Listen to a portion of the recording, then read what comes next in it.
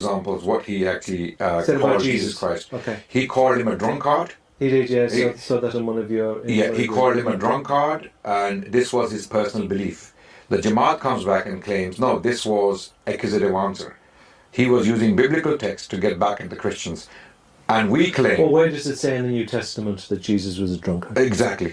Where does it say that he was drinking? I found that extraordinary, that they think that the New Testament is anti-Jesus, so that it would contain these references that would be highly derogatory to Jesus. Absolutely. But this was the New his Testament is pro-Jesus. Exactly.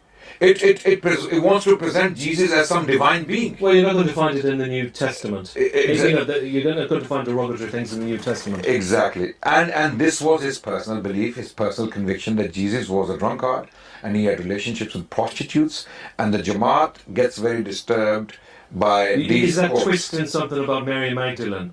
Yes, it is. It is. And he also wrote that what was wrong with him, that he was getting his head massaged by a prostitute who had bought that oil from her earnings, her illegitimate earnings. So he said these things in very, very strong words. Okay, and he claimed to have written this stuff as accusative answer, but then he broke his own principles. He put down a principle in his writings that you cannot use such vulgar and evil language for a beloved of God or a prophet of God, even in accusative answer.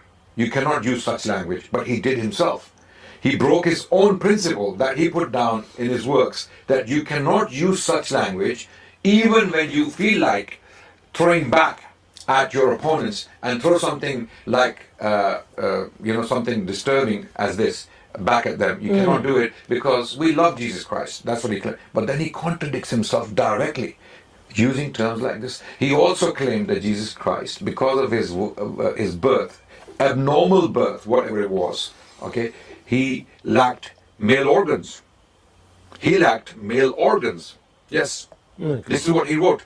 These are the details that are not known to the common Ahmadi. They don't know these things that he actually wrote about this Jesus Christ, and this is not to be found in the New Testament. Let's for the sake of the argument. I've never heard that before in my life. Oh, well, he wrote this, and he claimed that he lacked because of the defect in his birth. Well, where did he get this information from?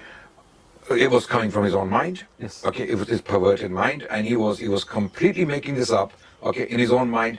And if the Jamaat claims this was accusative answer, show us where the New Testament or any of the apocryphal Christian literature states that Jesus lacked male abilities or male hormones or male organs. They won't find that.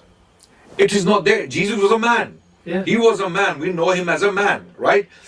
So these are the kind of insulting things he wrote about Jesus Christ, that he was a drunkard, he was a man of loose character. The reason why God did not call him Husur in the Quran, like he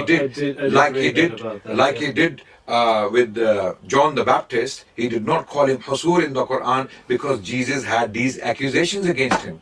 So he's now trying to use the Quran to justify these accusations. If this is accusative answer against the Christians, why is he referencing the Quran, using the example of John the Baptist as someone who's mentioned as a pure person, someone who's faultless, for example, and not Jesus Christ? So he's actually using the Quran to justify his beliefs. So these are very disturbing things he wrote about Jesus Christ. To give you some examples, there is a lot more, Declan.